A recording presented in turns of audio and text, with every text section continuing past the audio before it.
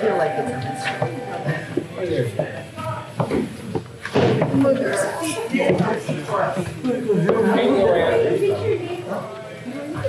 we have 3 mirrors right here. Here you go. Here's that. Go. Let me know. Excuse me, madam. One of you show up. My partner, Miss Dickens, seems to have forgotten the backdrop. Could you just take that over to him so that he fetches it for us? He'll understand. Just take it over to him, or whatever her name is, the houseman. One of those people who are working for us. Just ask them to bring the backdrop, please. Yeah. Oh, got the steps. The point of this. Sorry, can I help you with that? You, sir, you stand sitting there with such a smile on your face. Why don't you make yourself useful? Come on over here. Come on over here. This is Michael. Just unplug that, will you? And pick it up. Come on. Pick it up and bring it over here. Bring it over here. Follow me. Follow me. And, right there somewhere. And, these things will do. Please. Thank you. And right over that way. Very good. Now, don't take anything. Oh, my goodness. Yeah, right over there. You see those red marks? Just put them by the red marks right there. Good. All right. Yeah. Good. He can be trained. Very nice. Thank you very much.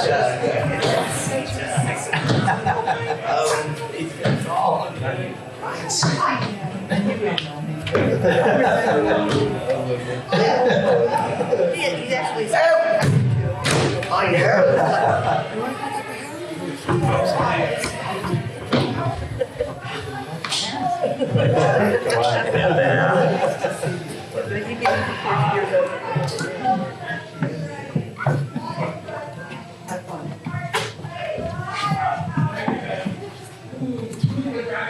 Obviously, we need this. Could you please go fetch it for me? Out front. It's sitting in the lobby. I don't know why they didn't bring it back here. Thank you. Hopefully the backdrop will be here any moment now. Let's see if we can do something about this. Chrissy, find your I'm in the truck. Huh? They're in the truck. She also has more if you want more. Well, you could help if you want to.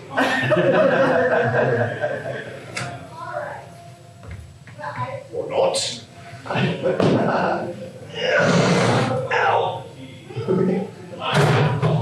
Deal with that in a minute. Oh.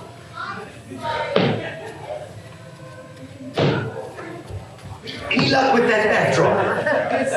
I think Martha said she was going to take care of it. She said, all right. Nice follow through there.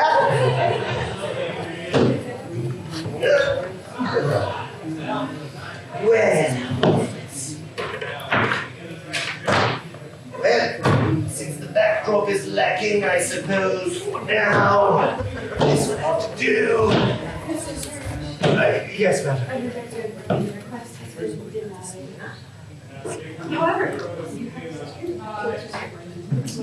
Oh, very good. Why don't you keep it then? If it's so lovely, why don't you just kiss it then if you love it so much? Oh, well, you might as well.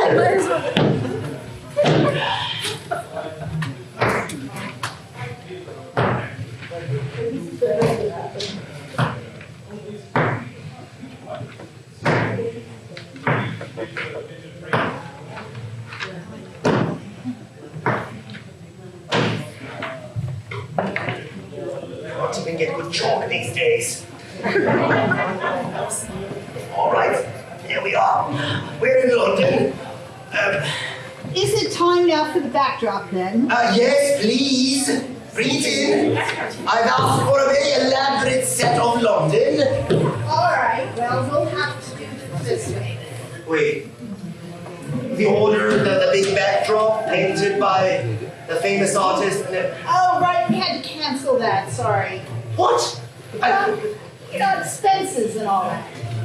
But Oh, this'll be fine, this'll be fine. all right. All right, take this and go draw something appropriate to London over there on the wall. You sort of take that one or not.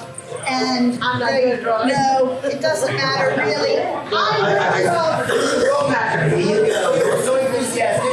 London, Christmas time. Go. Have that. There's the sparkling fish. And there you go. See how easy it is. Won't even give me a Christmas tree. Draw London. You over there, sir. Here, take this. I need a very large bed over there. Yeah, the big one, you know, the big bed. Right. Anyone? Oh, come now. Come draw Right.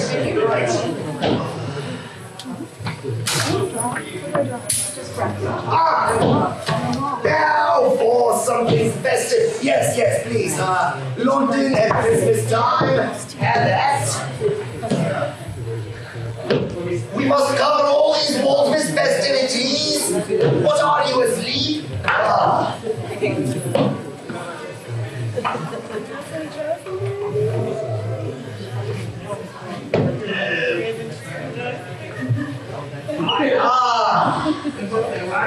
More like it. Good. Back to this piece of hideousness. You, madam. Come on here. Where am I? Over here. Please. I beg you. I know it is such an imposition to step onto this stage, but could you please let me turn this right side up? Thank you. One moment, I'm not done with you yet. This thing. You seem like you understand how to play that also. It looks nice. All right. Things are looking a little more like Christmas now. Oh, this. Right.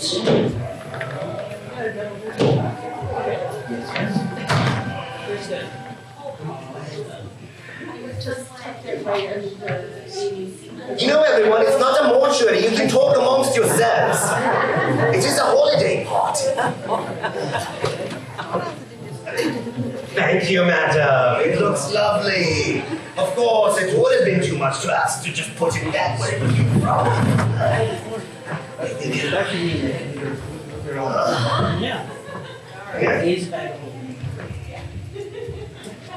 Very nice, sir.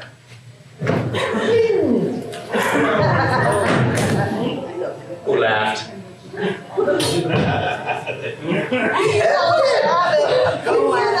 you think you're so much better than I at this thing, then why don't you give me a hand? Now do you feel like you're home for the holidays? Oh, here we go. Oh, better. Now just drape that on over.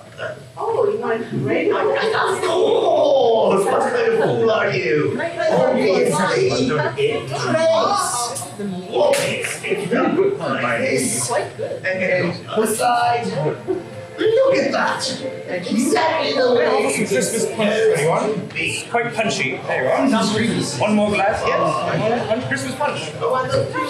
Is anyone else interested? Oh, look at this one taking initiative! How lovely!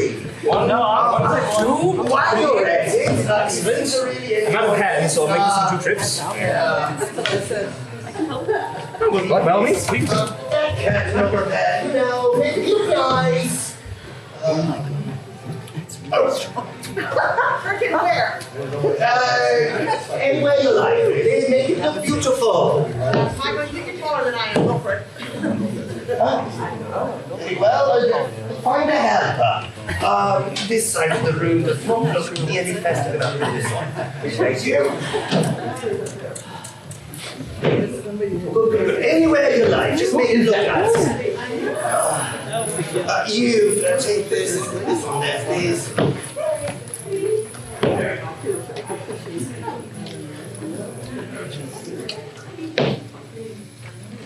Well, you read it? Yeah. I make no promise, Master. Oh, not there! Oh, there, what? There! Oh, come now. Oh, that's better. Good. There's lemon, cognac, rum, tea. Your manner, that will make this side of the room look a little better. My own recipe. Mild improvements. You got Actually, this person. Dickens, what on earth does this have anything to do with Christmas? Figure it out. Maka is the thing to say. I don't even know. Here we are. You can wear that one. Can I interest anyone else in this last glass of punch? Yes, please. Yes, here you go. 2 glasses of punch for you. How that one do? I'll take care of that. All right. Yes.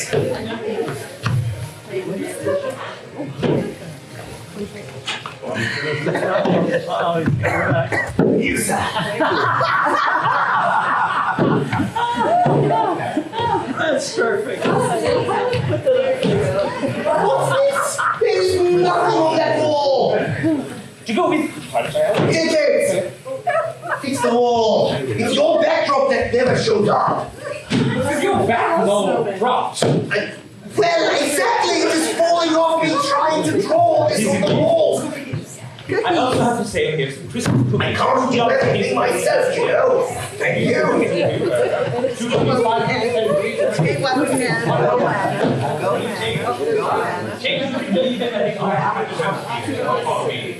Terrible craftsmanship. Anyone else? Whoever. Excellent. Cookies for all. In fact, there seems to be a party in Super coming to get cookies. So let's do a full concessions experience, shall we? Oh. Now he's going. Roger Gregor almost good. Christmas ornaments. That wall. Go. We're running out of time. It will help you envision things through the spectacles. Go. Who's laughing at me? If you're enjoying yourself so much, go on and enjoy yourself while making yourself useful.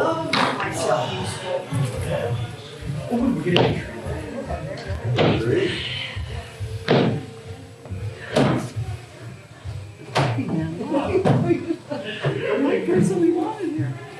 Put it on one side.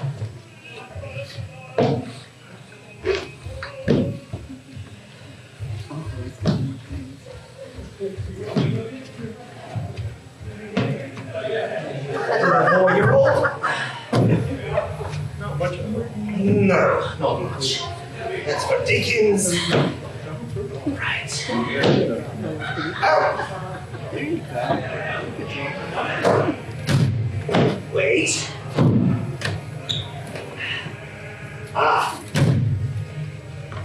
Well, it seems like it's death out here, so why don't we play a game? Lighten things up a little bit. Yay! Break the ice. Yes, wonderful. I am going to teach you all a parlor game that I enjoy playing. It is called Stagecoach. Thank you. I suppose that will make the mark. Now, for this game, I'm going to have to break you up into little groups, all right? So you're going to be by yourself for now. I suppose once they're done with their homework over there, they can help you. But you and your friends over there will be the coachmen, all right? So I'm going to read you a story, and whenever I say coachman, you will say, giddy up, whoa.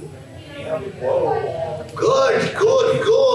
Almost one person heard you say that. All right. So you over there, behind that table, and on this side of the table, but there, you're going to be the holiday goose. Okay. All right. So when I say holiday goose, you say honk. Pretty good. That one's got it.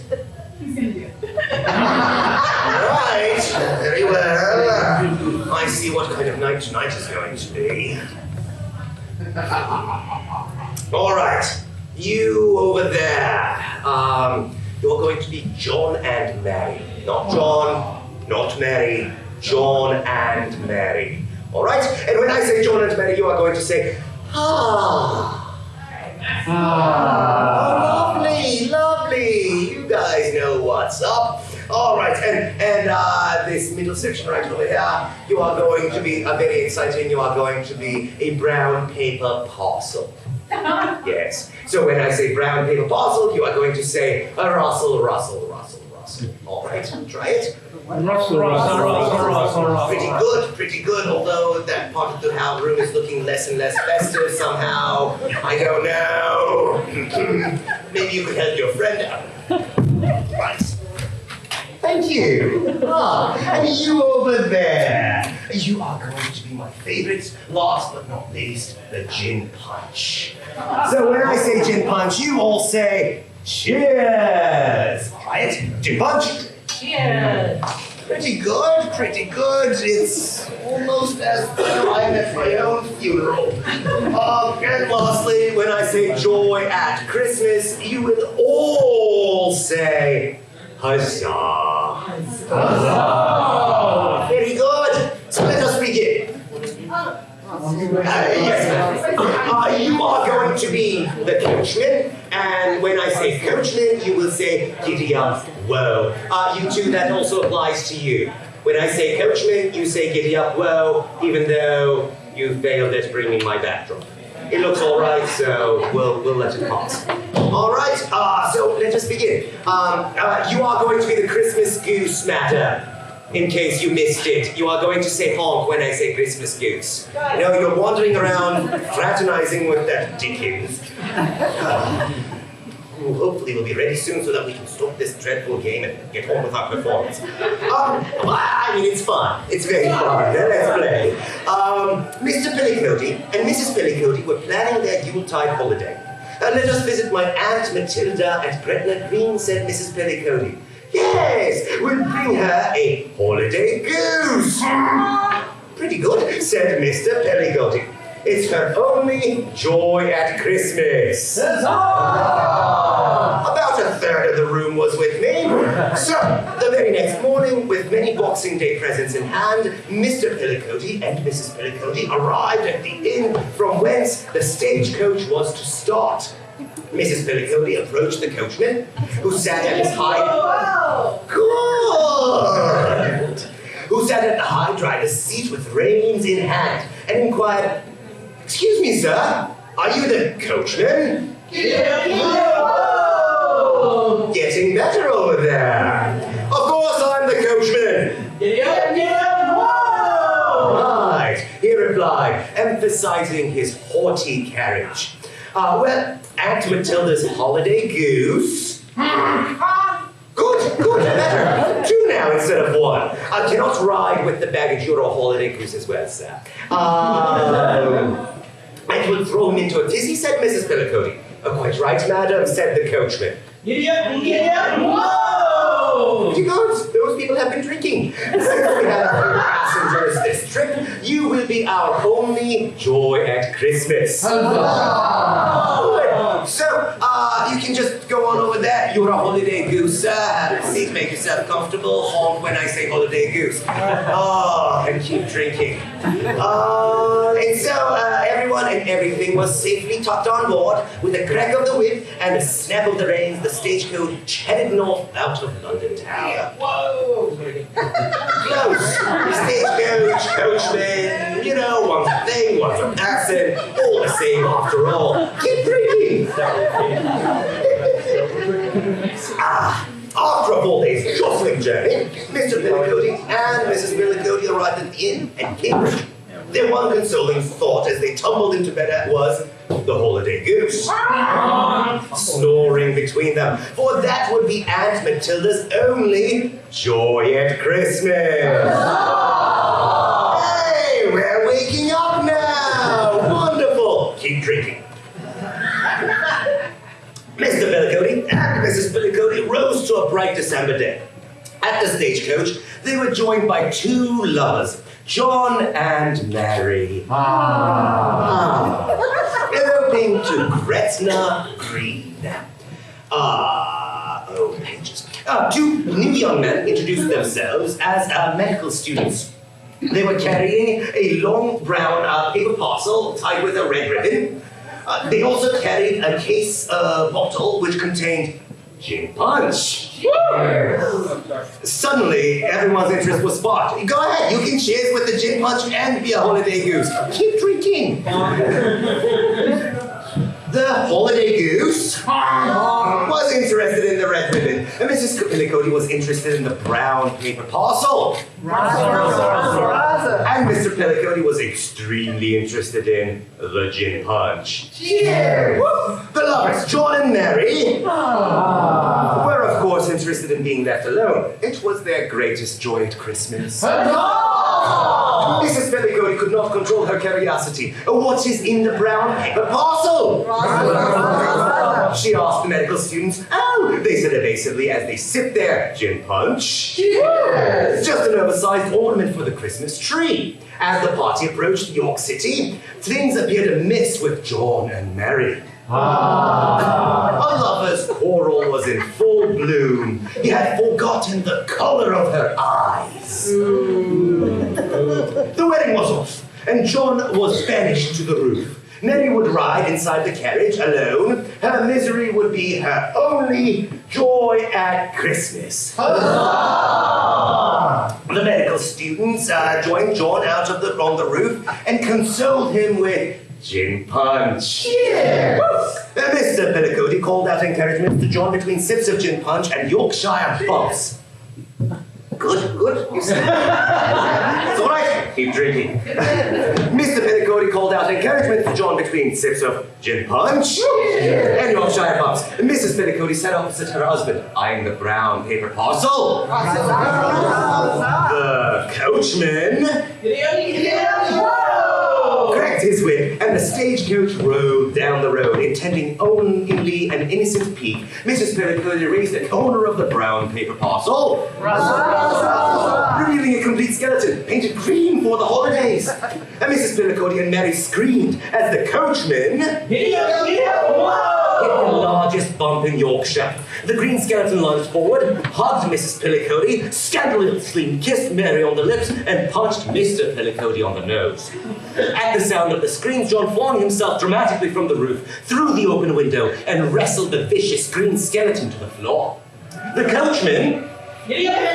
Whoa! There's an echo over there. Pulled up the reins and applied the brake, sending the now drunken medical students sprawling and hurling Mrs. Pillicody, Mr. Pillicody, the holiday goose, and John and Mary, all in a heap on the floor. John and Mary, of course, would never be separated again. When the stagecoach finally rolled to a stop and the door opened, who should be found standing there with bags in hand but Aunt Matilda? Oh, how thoughtful of you to bring me a holiday goose, said Aunt Matilda, but I was just coming to London to visit you. For you see, as much as I love holiday goose, visiting relations is my only joy at Christmas. Everyone had a jolly laugh. The skeleton was returned to its brown paper parcel, and all delighted in a cup of gin punch. Cheers! It was a great way to share joy at Christmas. What a lovely day. Thank you. I know I am so wonderful. But we do need to get this performance started, so why don't you just get that over there, and oh, I need a ladder. I'll be right back. Dickens! Where's the ladder? Steve's still got his hat. Diana has a hat. She's not wearing it. She has her bunny ears. Somebody gave her bunny ears. Have we all arrived? Are we all here? Is everyone prepared for our frigid winter's journey this evening? What happened to the kid? Abner, why would we need a snake? That's not a Christmas animal. Is there anything I can do for you, sir, to make your evening more comfortable, more pleasant, more full of Christmas joy? You seem to have the Christmas joy quite a bit. You've got a big red nose and all that. Good. How about you? Is there anything I can do for you? Anyone else? Cookies. Cookies? Cookies will be available for sale in the lobby. I will happily collect them for you. Yes. Have you a cookie? One punch. I'm afraid you have to get up and walk out for it. Oh, this is John and Mary. All right. Who had a cookie? Cookie. There we are. I would say you have 90 seconds. There you are. There you go. Cookie for you. Excellent. Technically rum punch. Let me bring this right back over to our house manager. Thank you if you'll take care of that. Oh, now I can buy that little farm in Vermont I've always wanted. Thank Is that where the you. blend rates are in Vermont? The colonies are very strange. Is there anything else I can do for anyone? Yes, come back in here. We're just about to begin. Yes, one more thing. Another cookie? Yes. Oh, yes, I will be right back. The ladder. I love it when I shove off my duties onto him. Needs the exercise. I'm all right! Yay! One more. Mr. Scrooge, I hope you did not let the dogs out of There the you kennel. are. Very good. Enjoy.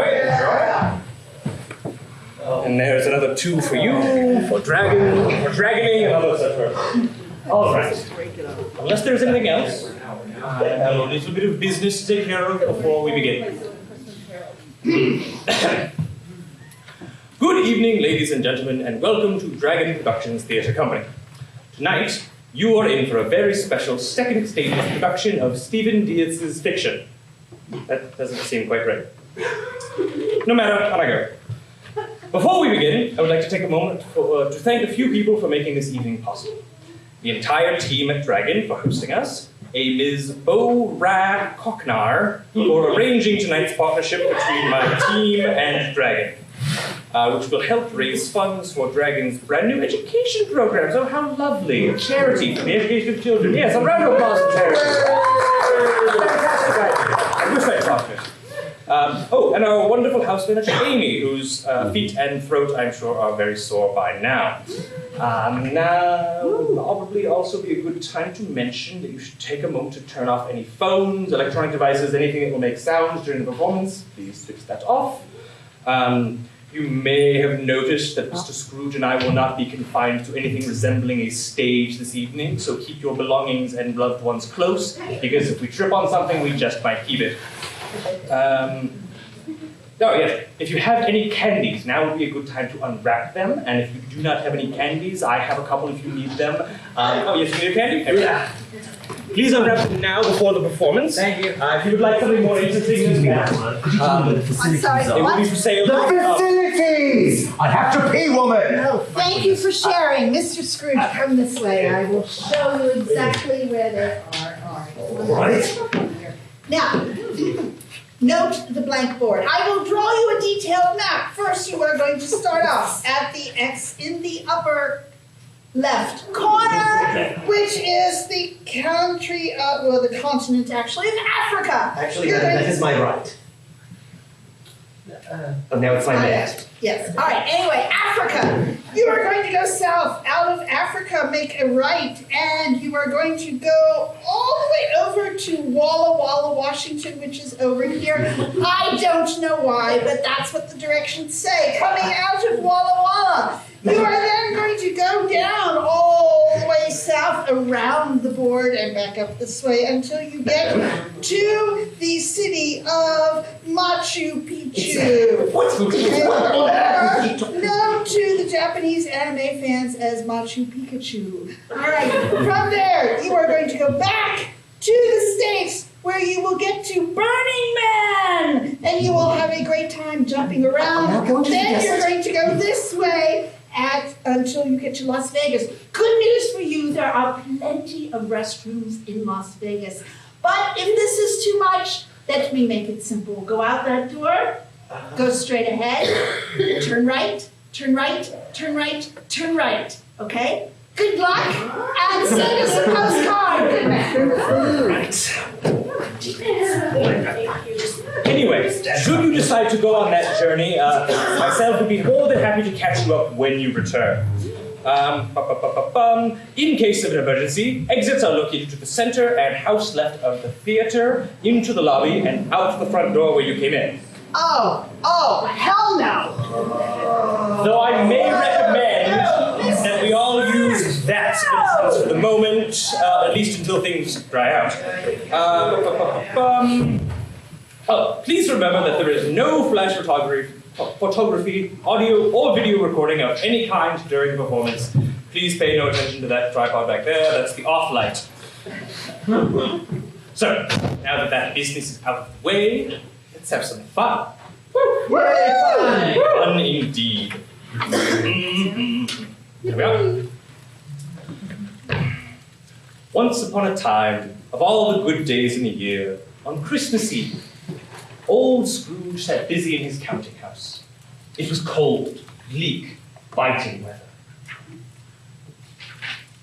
Foggy withal, and you could hear the people in the court outside go wheezing up and down, beating their hands upon their breasts and stamping their feet upon the pavement stones to warm them.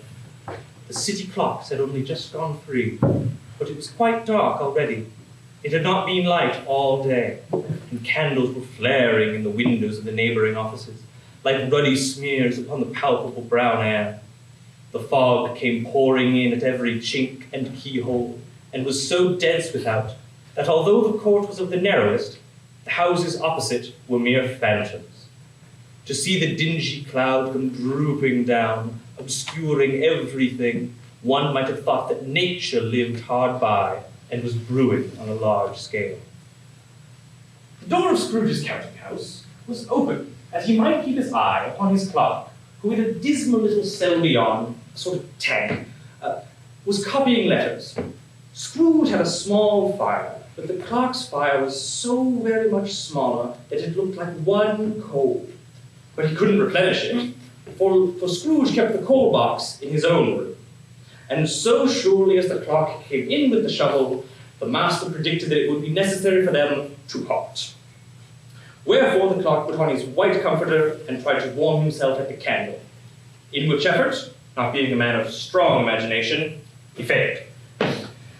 "A Merry Christmas, Uncle! God save you!" cried a cheerful voice. It was the voice of Scrooge's nephew, who came upon him so quickly that this was the first intimation he had of his approach. "Bah! Humbug!" What's this, Mr. Dickens? Are you reading from that awful tome of yours again? Look, you know I don't say the BH word anymore. I mean, never. I said that, never. Now, Mr. Dickens, I went through the trouble of writing out cards for you to follow tonight for the script of what really happened. So I would ask for you to please use the cards and allow me to begin the performance myself. I have agreed to attend these festivities under very specific circumstances. Yes, but you see, you were otherwise occupied. Well, you should have said something. I didn't think I had to. Bah! Boat County is quite nice this time of year. I thought you should all know. But why don't we just get started, shall we? Yes. All right. There we are. Good evening, ladies and gentlemen, and welcome to Dragon Productions Theatre Company. Tonight, you're in for a very special presentation of Teresa Rebeck's Dead Account. Wait, nonsense, Dickens. Wait just one moment.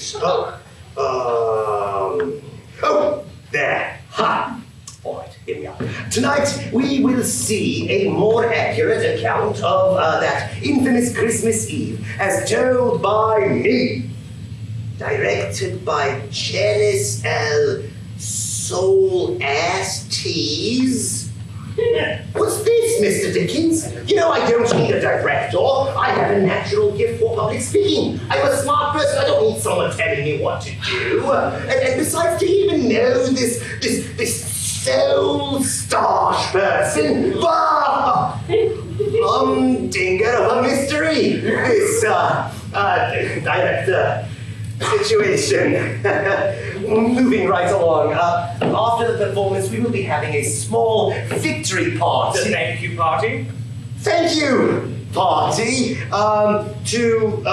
Yes, for your support of Dragon and children, I suppose, and educating them in theatre. Why? They'll only end up in workhouses. Educate your children in business, or better yet, real estate venture courses. They're a tremendous investment in their future. Now, let's come to our party. Dickens.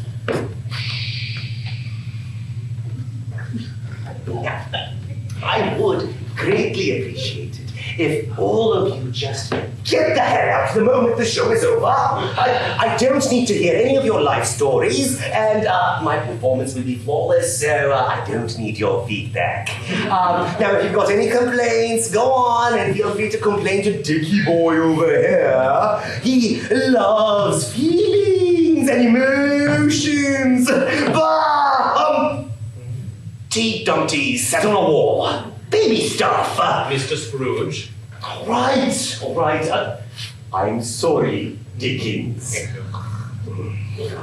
One last thing before we begin. I want to thank a few people for making tonight possible.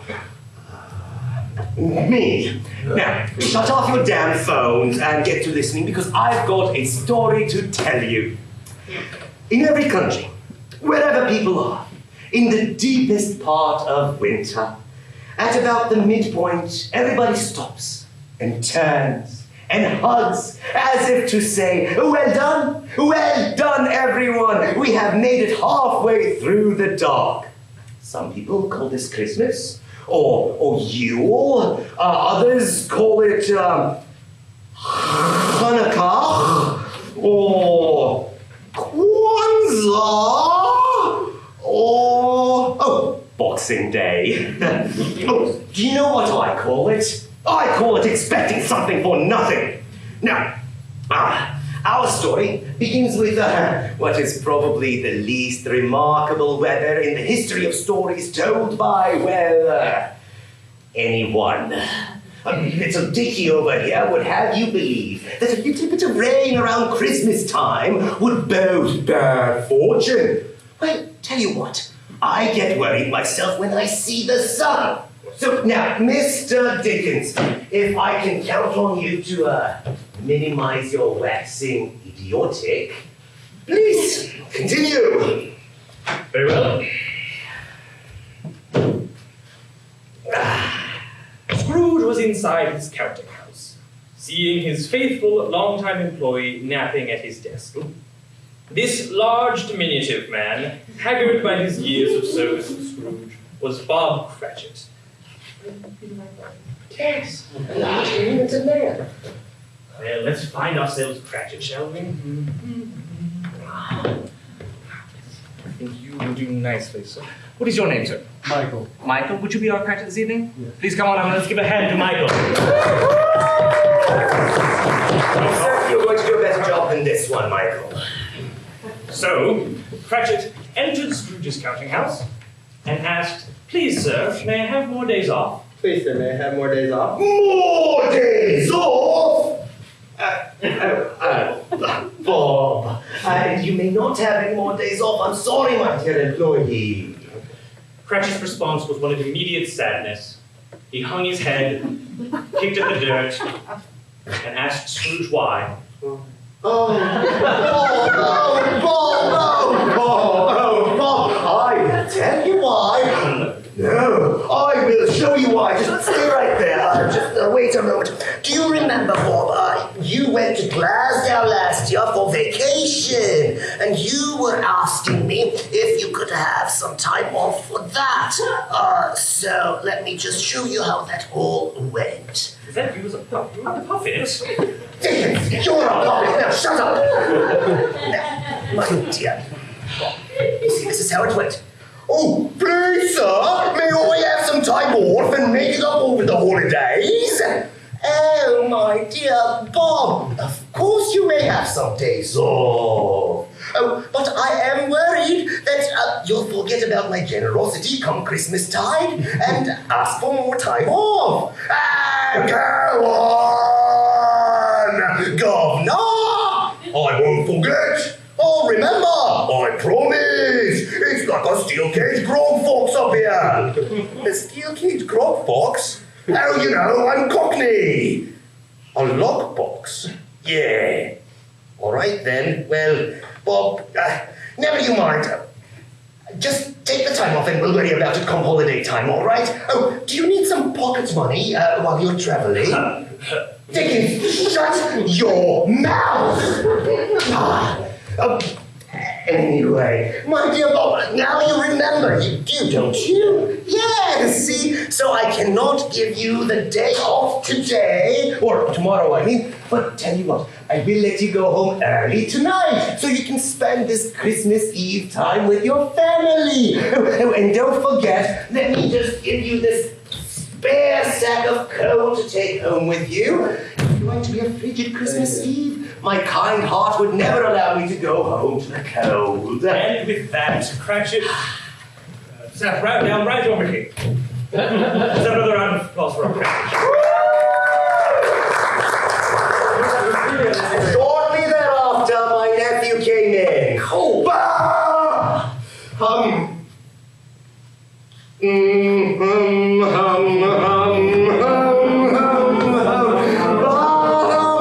me, everyone.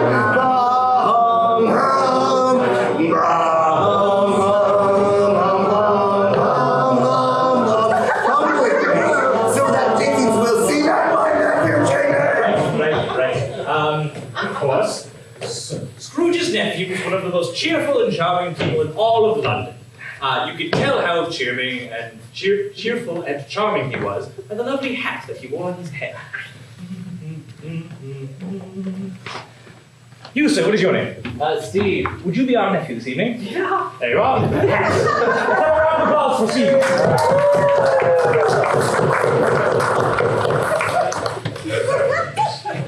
Nephew entered Cratchit's office with a booming "Merry Christmas, Uncle."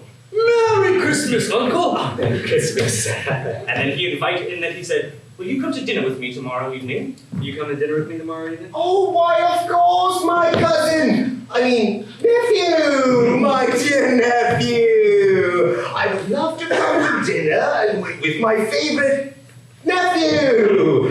There was nothing I would like more during Christmas time. Oh, and would you like me to bring a dish? I would like to bring something. I am so generous, you see, that I would like to help make your Christmas dinner all the more special.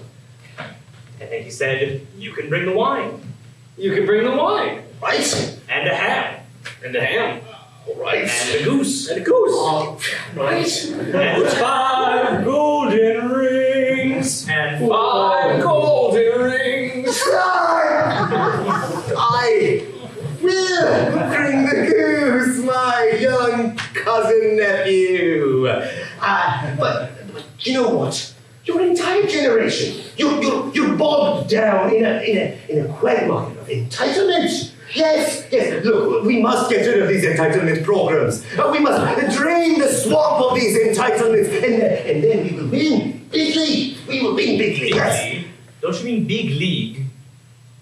No, Dickens.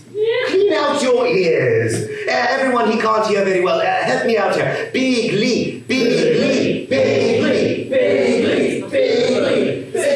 See, it's a real word. Now, where was I? Oh, yes, as I was saying, you see, actually, I'm not going to be able to make it to your dinner tomorrow night. Well, I will go home tonight and go to sleep. And tomorrow I will make a final decision about coming to your dinner. Tomorrow, and then tomorrow, and tomorrow, and tomorrow creeps in this petty pace. Scrooge, was Christmas Mom's favorite holiday? Oh. Fan. What is that up on your cheek? Nothing! Let us go on! And with that, Scrooge's nephew joined Cratchit right over here. Let's have another round of applause.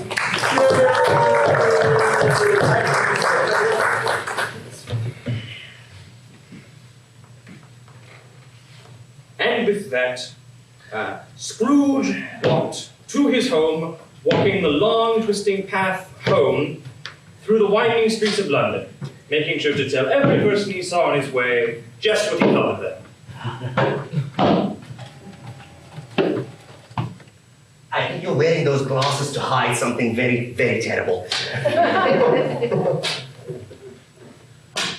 It's the Jolly Brown Giant! Hello! Oh, and a little tiny one to go with the giant! How lovely! Ah. He reached his home, and this is where our story begins. Begins? Yes. Dickens, we began about 15 minutes ago. And you know, when I was reading all that stuff about thanking me for making tonight possible. You mean we didn't stop when the doors opened at 8, or when I began the show at precisely 8? No. We began when I stood up right over there. Let me just show you. Oh, Dickens, be me. No. I know it is difficult for someone quite so soft and flabby as you to imagine yourself standing in for me, but stand! I'm standing. Look, if these two fine people can do it, so can you, Dickens. Just stand! Standing. Not there. I stood up right over there. Good. And I said... yeah. Well, we're all waiting. Read the lines. You were me at the beginning of the show. Dickens, go! Tonight we will see a more accurate account of that infamous Christmas Eve as told by... Dickens, stop! Stop, not even trying. I don't sound like that. Look, why don't you just let me go on from here? Just go. Now, let us move on with our performance, shall we? We started over there 15 minutes ago, and now we are well past there. So, Should probably speed things along then. yes, let's get this guy to come back on stage for us, shall we? Let's give him a little bit of encouragement. Everyone, little Dicky, little Dicky, little Dicky, little Dicky, little Dicky. Scrooge returned home and talked to people on the way. Yes, you're hiding a terrible secret behind those antlers. Jolly Brown Giant and his tiny friend. Wonderful. Very good. Home at last. Now, let's see here. Oh, yes, get milk. Check. Finish organizing pool full of rare coins. Check. Talk to 4 members of public. Secret, giant, tiny. Oh, Steve's gonna have to wait a moment. You there? What's your name? Carol. Caro. Hello there, princess. Well, that's not my best work, but sometimes it's just a matter of getting through the day. All right. There we are. Let's check that off. And lastly, yes, be as great as I can be. Check. No, that's not just a check. That one gets a gold star. Perfect. Well, now all I need to do is go back to sleep.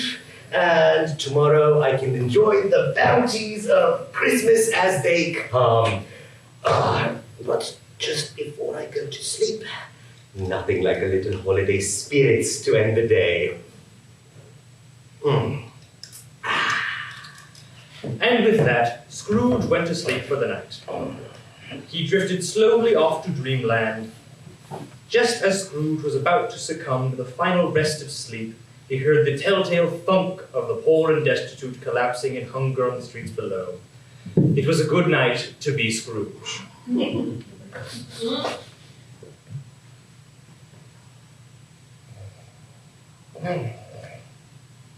But little did Scrooge know that he would be haunted this night by 3 ghosts, and he would see what his life had been, and he would see what the people of London actually thought of him, and he would see his death if his ways didn't change. And then... Charlie? We are telling the true tale here, not that overwritten mess that made you famous. Hey, are you referring to that awful term again? Stick to the script. Tell the people what really happened here. Well... As Scrooge drifted off to sleep, the thunk he heard was in fact not the sound of the poor and destitute, but rather the sound of his own front door being pried open. For unbeknownst to Scrooge, people that he saw each day were planning to play a little trick on him. When Scrooge awoke, his chamber was engulfed in a thick wall of darkness. A wall so thick that as Scrooge walked through it, he felt like a manatee mired in molasses. He pressed through the oppressive darkness to his clock, and squinting in the darkness, saw the clock face read 12 o'clock. Oh, but that cannot be right. I only went to sleep at 2 o'clock. Oh, and were it noon, the sun would be dully beating upon the clouds. Oh, and there is no way I have slept through the entire day.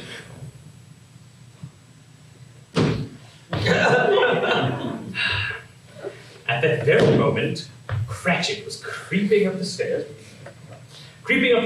looking to give Scrooge a fright. Come around this way. What's this? Do I hear someone creeping up my stairs? No, that must just be my imagination. Cratchit entered Scrooge's bedroom.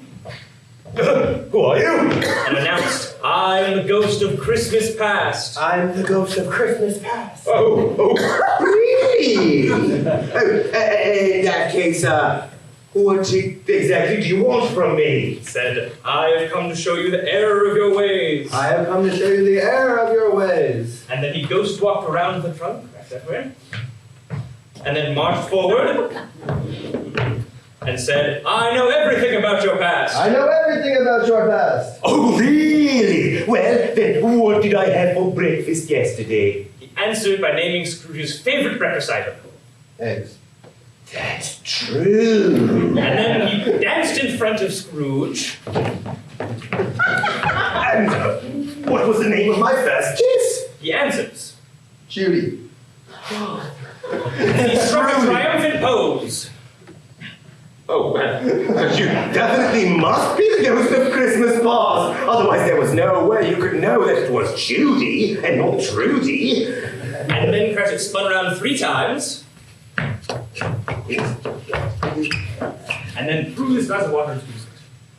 What? And then cackled as he ran off. Nonsense!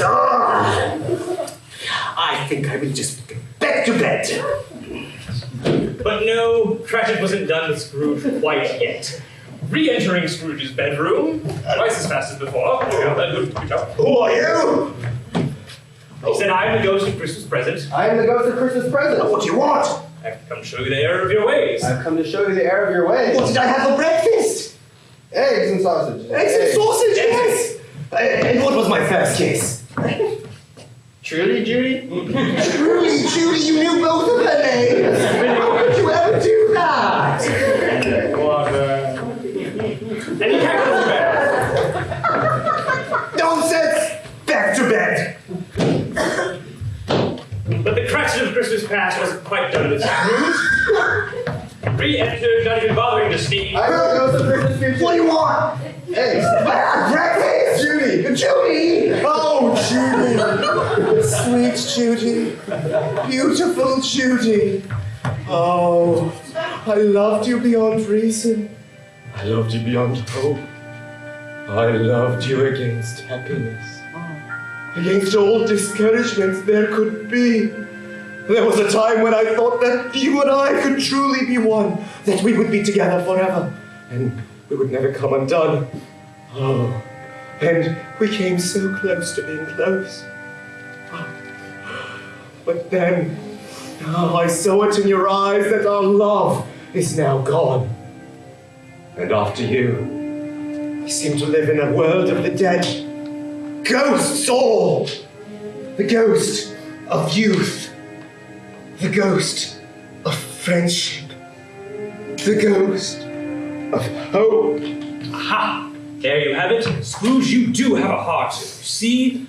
Love. Love has consumed you. Love has been the acquaintance that you have ever met. Love has embodied your every moment since the day you met her, since the moment you saw her. She was more than a fairy. She was more than a human. She was a fairy, a sylph. Ah, from the moment you saw her, the day... Very well. Scrooge's nephew, Crescent exited the... Nonsense! Back to bed. But little did Scrooge know that just as Cratchit was exiting the room, his nephew was entering through a different door of the building. Oh, Bob, I have had quite enough of your games. I'm quite wet already. The nephew was entering the house from another one of the many doors, knowing nothing of Cratchit's recent visit. Scrooge's nephew started to sneak into the house as quietly and sneakily as possible. Oh.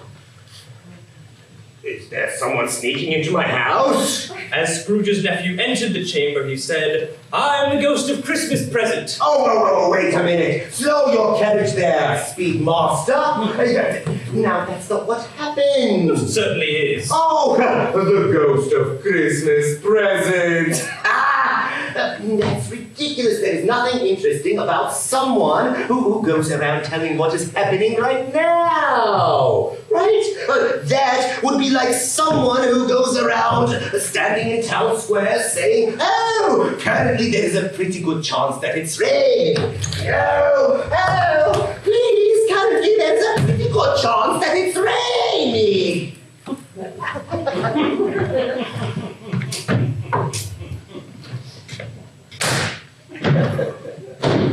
Well, then what did he say? He said, "I am the ghost of Christmas presents." Go ahead. I am the ghost of Christmas presents. It doesn't even make sense. Of course it does. The ghost of Christmas presents is someone who goes around during holiday time giving out gifts, right? Some people even think that he likes to fly through chimneys, but that is rubbish. Since it doesn't seem like I'm even remotely important here, why don't you tell us what happened? Well, I was already doing that, right? So, Dickens, look, you seem a little tense, somehow you're a little moist, I don't know why. Yes. Why don't you just have a seat right over there amongst those lovely people and take a load off, relax a little bit, watch a master at work. All right. Well, I knew that the ghost was actually my nephew the moment I saw his hat upon his head. I think my nephew had it in mind to play a trick on me, but I wanted to give him a treat instead. Hello, my dear ghost. I just want to show you my gratitude for your presence here tonight. Why don't you step into the middle of my room here? Oh, but you are entirely underdressed to go out into that cold, average London night. Here, let me just get you a coat so that you don't freeze your tushy off out there. Here, just put this on. There you go.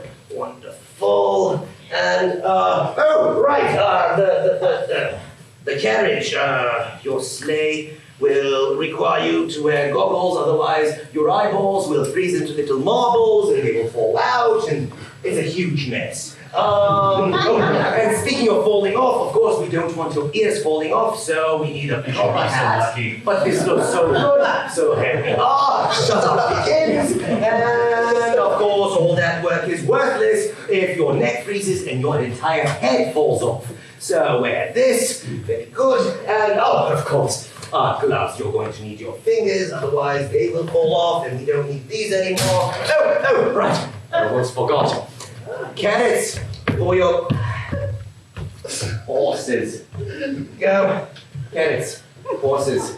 Good. Feed your and very, very important. a little present for the missus. While you're out giving out presents to everyone else, you don't want them to ever feel left out. This is ridiculous. Do you expect all these people to believe that you of all people, gave away all of this for free? Of course I do, Dickens. I'm a nice guy. I'm a wonderful human being. I'm tremendously generous. You think I'm a nice guy, right? See? Everyone loves me because I'm a winner. Now, Dickens, just to prove to you that I am generous, why don't you just, here, take this 20 here, go and get yourself one of those lovely wines from the lobby, and leave a tip for your bartender. Good. Oh, very good.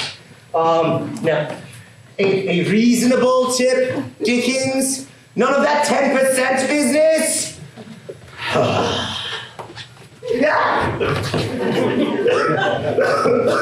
Right. You're still there. Let's see now. Just turn your head and hold for me. What? Turn your head and hold for me.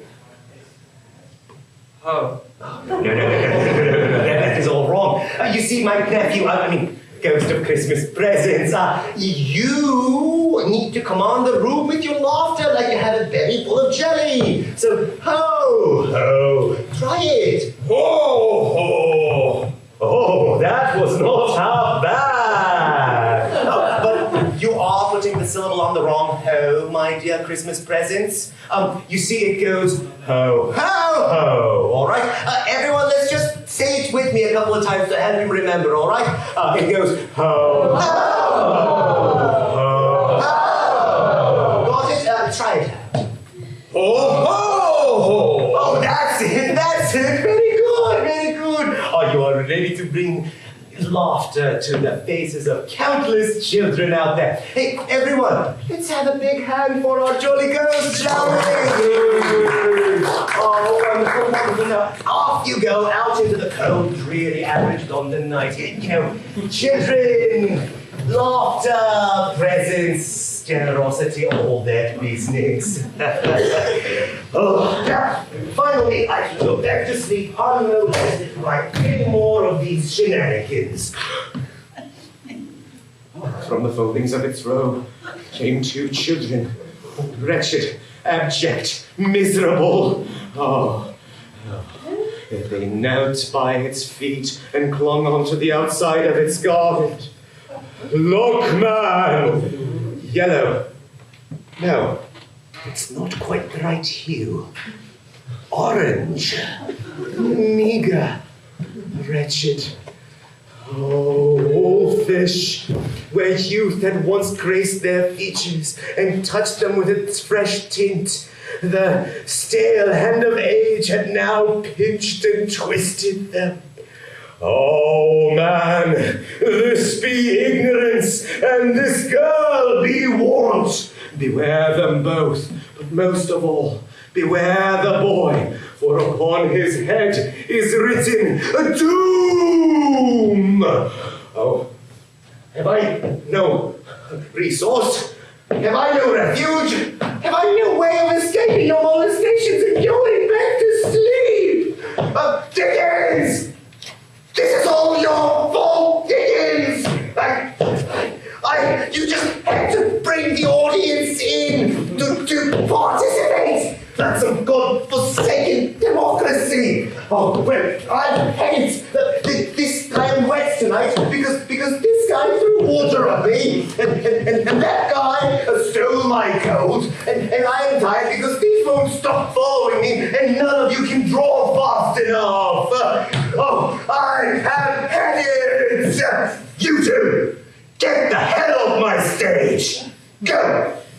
You two, put your things down, right now. Put them down, and get up. You're going behind. No. You're not going fast. Stay exactly where you are. You two get up, put your things down, behind the curtain. Put it down, behind the curtain. There's a dolly. On the dolly are two boxes. Roll the dolly over here. Quickly. All right. I don't have time to go to the Home Depot parking lot to get some neighbors, so you two will do. Oh, yes, let's see now. Yes, bring it on out. Right over here. All right, Christmas presents. Ignorance. Take that box. Take it over there. You, that one, over there.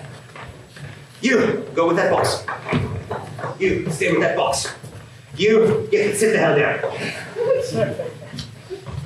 You, sit the hell there. Yes, that's it. There we go. And none of you dare cross this line. I'm going to build a fourth wall so I can finally get some sleep in peace and quiet. So, you take those blocks and start building that wall over there. You take those blocks, start building the wall over there. You are going to pay for it. You're not just going to pay for it, you are going to build it yourselves. Now I just will barricade my bed up against this fourth wall and go to sleep. Bob, nephew, get over here. I know I told you not to cross the line, but you can cross the line. I've grown kind of fond of you. Come on. Help me push this up against the wall.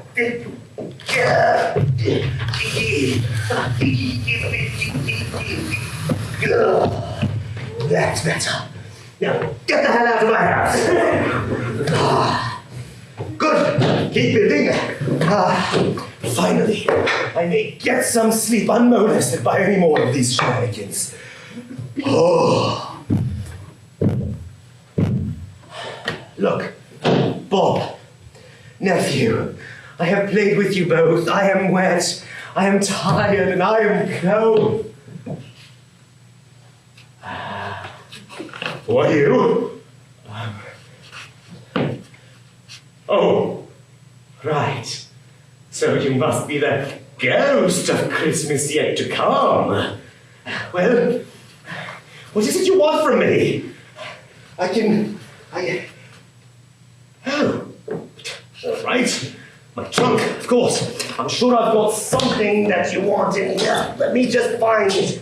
A scarf. You look warm enough. No, thank you.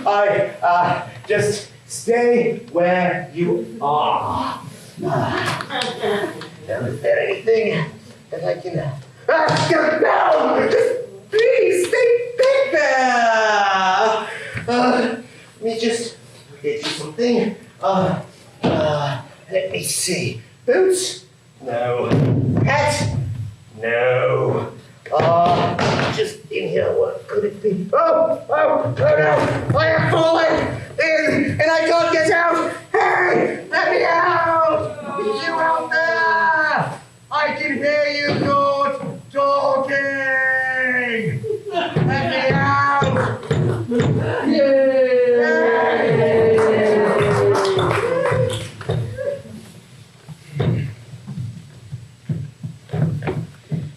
Though the traditional account varies, the truth of what happened is as follows. Scrooge was not visited by a silent, shrouded apparition that night. Actually, wet, overtired, he tripped and fell and hit his head in a trunk, from which he entered a sleep from which he never awoke. Unfortunately for Scrooge, his trunk was so well built, he was never able to open it again, and he had to be buried in it. His nephew and employee paraded him through the streets of London. Come on, catch it. There's that, push. Right.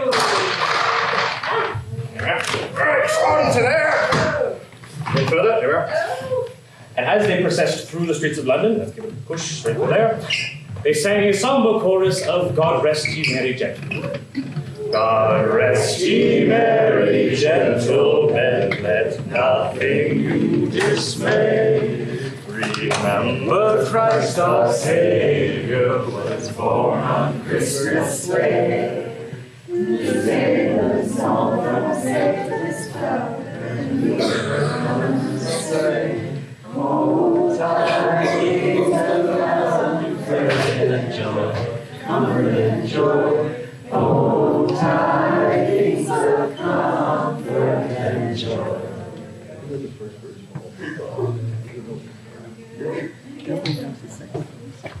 We have brought Scrooge's last will and testament.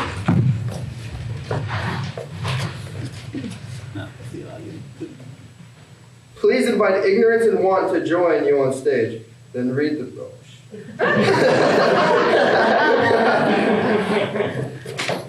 Fun. Thank you for coming out tonight. This has been our show. In just a few minutes, we will be having a little party, and we'd like to invite you to stay and have a drink or a snack with us. We would love to hear your thoughts. Really, we would. Also, if you have enjoyed the show tonight, please consider dropping a tip into the hat being held by my friend here. God bless us, everyone. Please take a bow.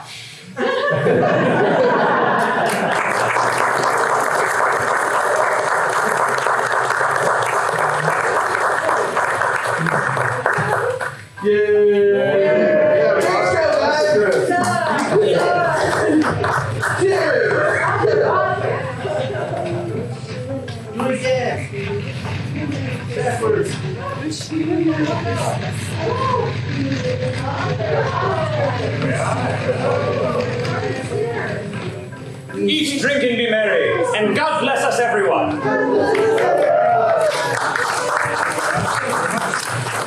Thank you, and thank you all. Please come enjoy yourselves. No. You buried the ground, of course.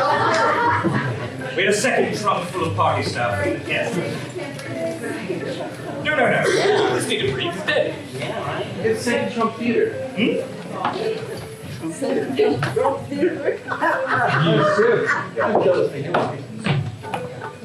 a party. Please enjoy yourselves. Yes, there we are. Christmas cookies, Christmas sweaters, Christmas roses. This will change your whole life. Career. He's very natural. That was funny. You were natural.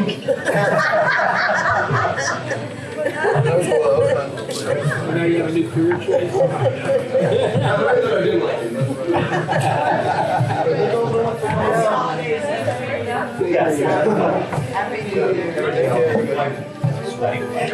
Yay, thank you. Thank you so much, guys. Thanks for being a great support. That was good. Warm. Thank you very much. Thanks so much for coming out.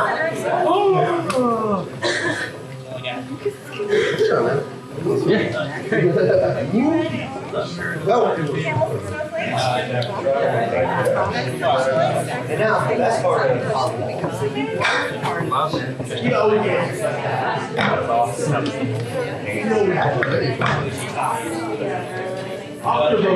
Thank you.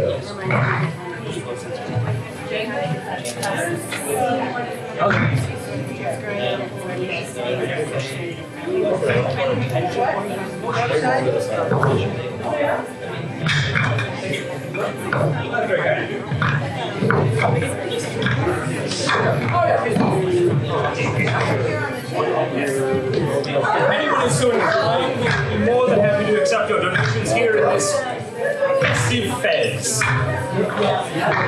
Thank you. Oh, yes. There seems to be a singer being started to work together anything. Just take the right over there. I'll be back in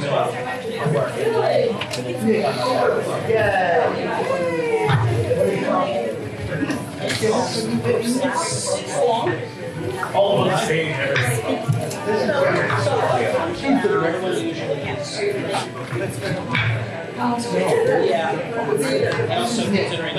I'm Nick. This is Dave. Nice to meet you, Amy. We did. Okay. Alright. I don't remember who those two were, but I feel weird when I'm getting them.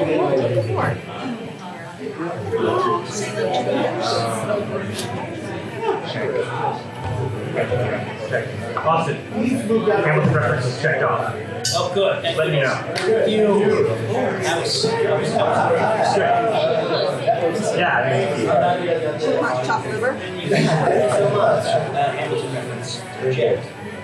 And I think, make the theater feel like the theater as opposed to a movie. I thought we were making theater. Yes.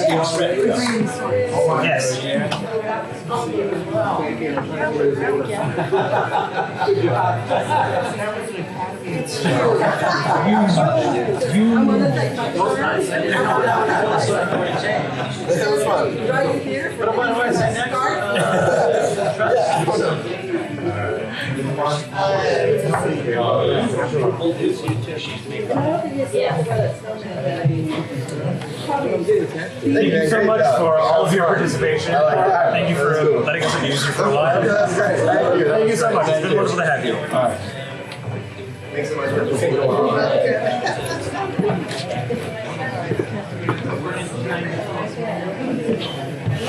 Mr. Scrooge, I believe it's backwards.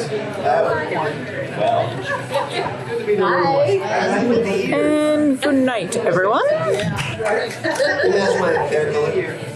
Better.